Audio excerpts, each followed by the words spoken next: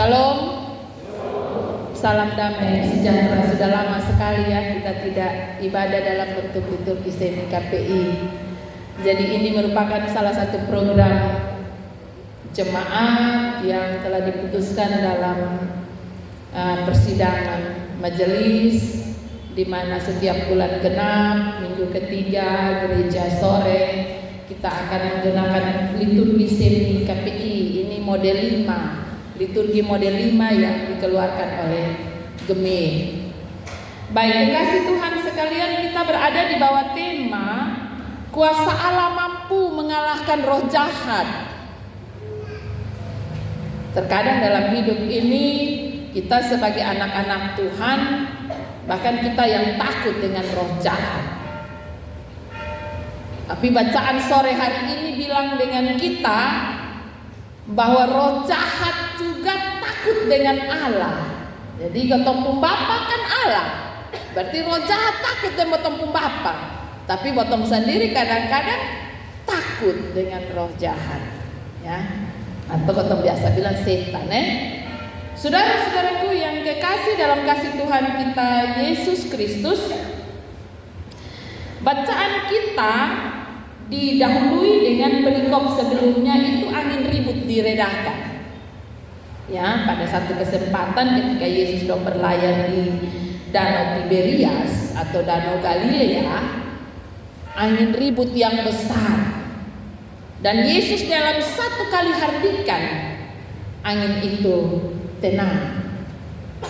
Perikop sebelumnya mau mengatakan kepada saya, kepada kita bahwa Yesus membuktikan kuasanya atas alam. Segalanya ada di dalam genggamannya. Dan perikop yang kita baca dalam cerita ini, Yesus kembali menyampaikan dalam cerita ini bahwa bahkan roh jahat sekalipun tunduk, takut dan memohon kepadanya. Bacaan kita kan bilang begitu. Di ayat 31, setan-setan itu memohon kepada Yesus. Mereka ketakutan ketika melihat Yesus. Roh jahat yang dicatat dalam cerita ini justru adalah roh jahat yang dalam jumlah yang besar. Legion namanya. Jadi legion ini seperti satu pasukan iblis. Jadi nama kata legion ini juga dipakai pada zaman Romawi. Itu semacam satu kompi, ya. Saya tidak tahu kompi ini berapa orang, tetapi kalau di pasukan Romawi kalau namanya legion itu ada kurang lebih 6.000 prajurit. Itu kenapa ketika Yesus bertanya tentang siapa kamu? Ini lu setan yang mana? Mereka bilang legion karena kami banyak. Ini banyak orang ini. Jadi satu pasukan. Mama bayangkan satu pasukan iblis ada di dalam diri satu anak Tuhan, ada dalam diri satu manusia. Maka apa yang terjadi pada orang itu? Catatan Alkitab mengatakan bahwa dia hari-hari hanya hidup di teriak. Dia hari-hari tidak berpakaian, dia telanjang. Dia punya kekuatan yang dahsyat. Orang sudah pernah merantai dia, mengikat dia, tetapi membelenggu dia dengan rantai, tetapi ia mampu memutuskannya. Kudu banyak pasukan setan dalam ini orang berdiri banyaknya. Jadi apa yang tidak bisa dia lakukan? Orang ini dirusakkan oleh setan dengan maha dahsyat. Ya. Di sini dikatakan bahwa orang ini sering menyeret-nyeret dirinya, ia tidak berpakaian, ia tidak tinggal dalam rumah, tapi dia pun tempat tinggal hanya di kuburan.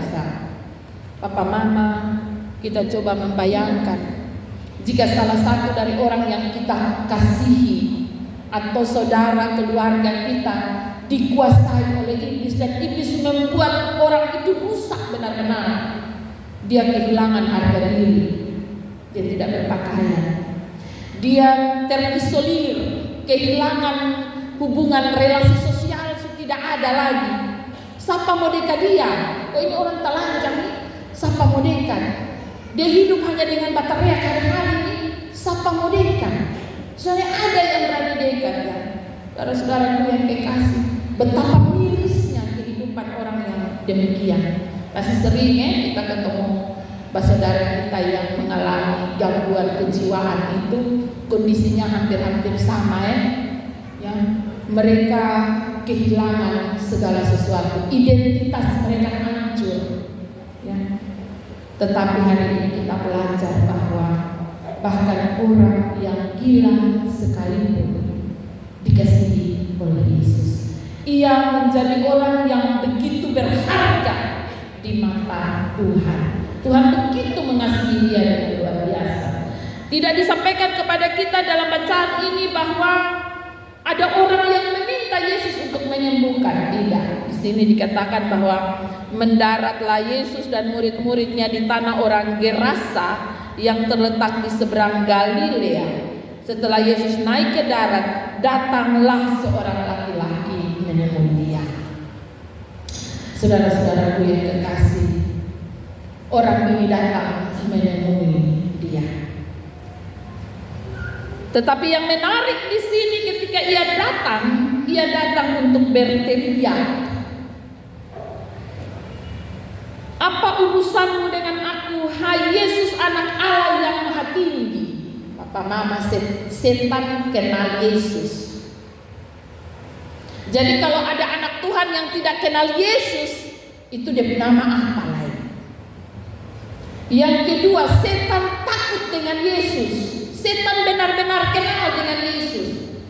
Dan dia benar-benar takut dengan Yesus karena dia tahu Yesus punya kuasa ya.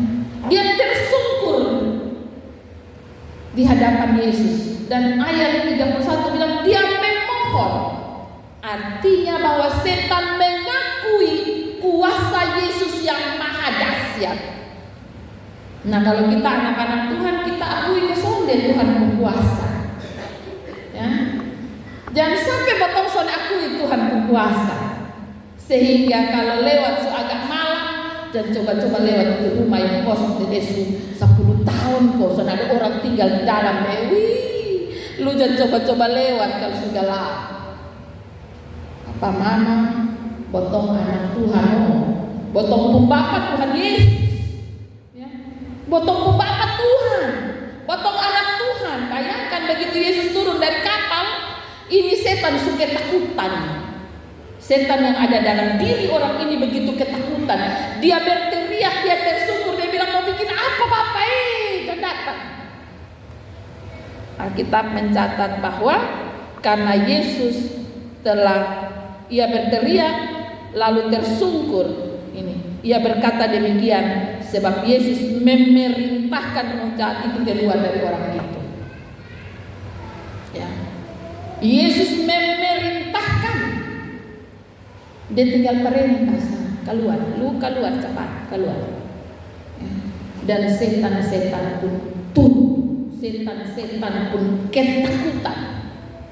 Saudara-saudaraku yang dikasih, jadi ketong kalau sebagai anak Tuhan ketong bilang ketong percaya, sama setan juga percaya.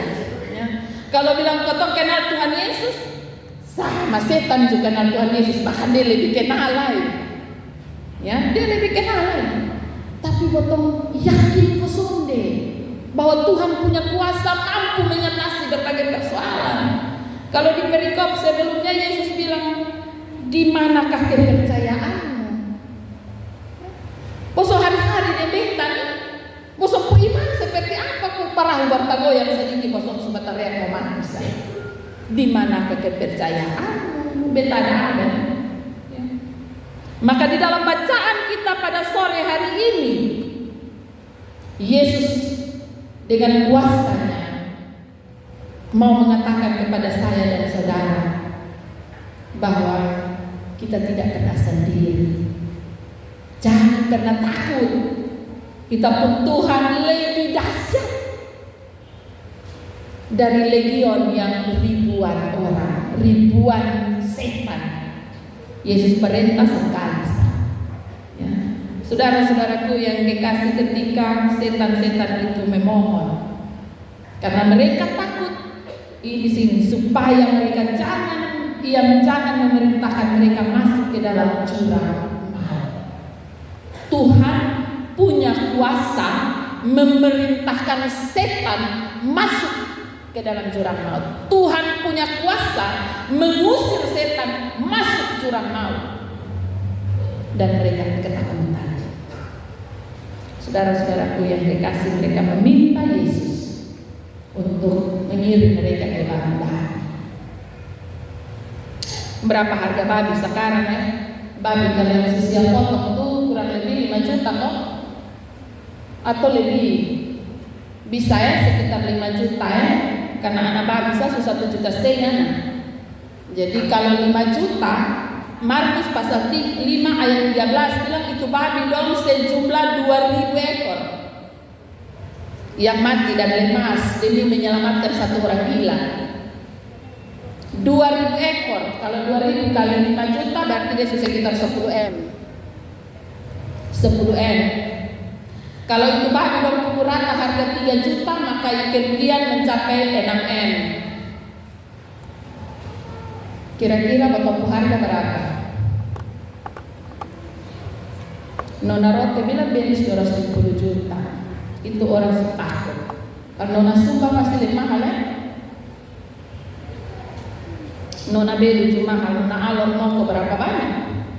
Ya, kira-kira bapak harga berapa? Orang gila dia harga 10M.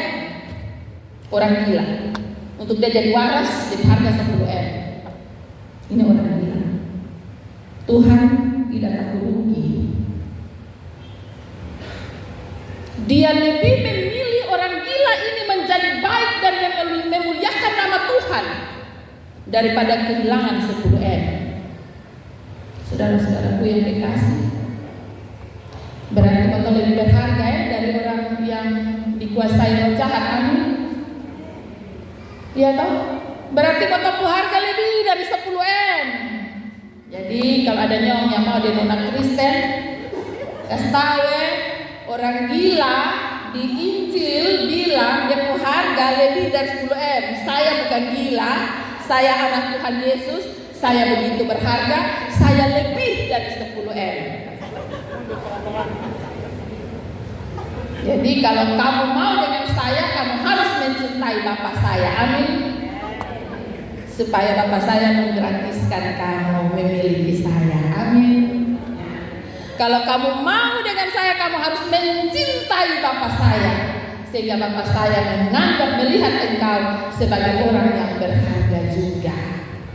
Tapi kalau kau tidak mencintai Bapak saya, yaitu Tuhan Yesus, maka kamu Tuhan samakan dengan yang 10M yang hilang itu. Saudara-saudaraku yang dikasih dalam kasih Tuhan kita Yesus Kristus, Tuhan begitu menghargai saya dan saudara. Tuhan begitu mengasihi saya dan saudara. Harga kita terlalu mahal. Dia tidak pakai timbang 2-3 kali bahwa kota itu akan mengalami kerugian 10M asalkan orang yang gila ini sehat, waras dan mampu memuliakan Tuhan. Kuasa Allah begitu dahsyatnya kuasa Allah, tetapi itu dilandasi karena kasihnya yang begitu besar kepada saya dan saudara. Saya dan saudara sangat-sangat berharga di matanya. Ya. Saya dan saudara begitu Tuhan tidak mau, tidak ada satu orang pun yang hilang dari pelukannya. Kita begitu berharga. Karena itu di ayat nats pembimbing kita tadi,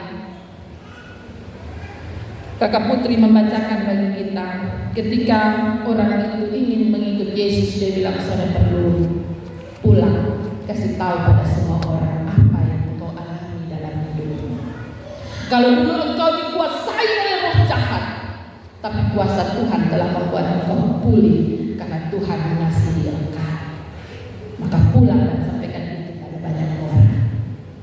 Hari ini saya mau bilang bahwa terkadang roh jahat pun menguasai hidup kita, tetapi kuasa Roh Kudus yang ada dalam diri kita selalu menolong kita, memampukan kita untuk mampu mengusir roh jahat dalam diri kita. Kan banyak godaan, Hari lepas hari itu godaan tidak sedikit. Roh jahat mencoba masuk dan menguasai kita. Ya. Kadang-kadang gara-gara FB Pro, mama-mama saja pakai BH jalan dalam, goyang-goyang, katanya supaya FYP. Kita kehilangan identitas, kita kehilangan jati diri kita. Kita dikuasai oleh roh jahat, yaitu uang menguasai diri kita. Dan kita sampai lupa diri, lupa suami, lupa anak-anak, sone peduli dengan teguran suami, sone peduli dengan teguran teman. Biar kok beta, ya, kita lupa diri, kita dikuasai oleh roh jahat. Tapi hari ini saya mau bilang bahwa Tuhan mengasihi kita. Ketika dalam diri kita ada roh yang menegur dan mengingatkan kita, roh ini sedang mengusir roh jahat dalam diri kita untuk keluar dari dalam diri anak-anak Tuhan. Karena itu tetaplah setia di dalam Tuhan. Jadikanlah diri kita sebagai kesaksian bagi banyak orang. Yang orang gila saja mampu bersaksi, kenapa saya dan saudara tidak? Kita pun diberi kemampuan oleh Tuhan untuk kembali dan bersaksi kepada dunia bahwa kita punya Tuhan yang punya kuasa, yang maha dahsyat. Tuhan Yesus memberkati firman. Tuhan Yesus mengasihi saya dan saudara. Tuhan Yesus terus menolong saya.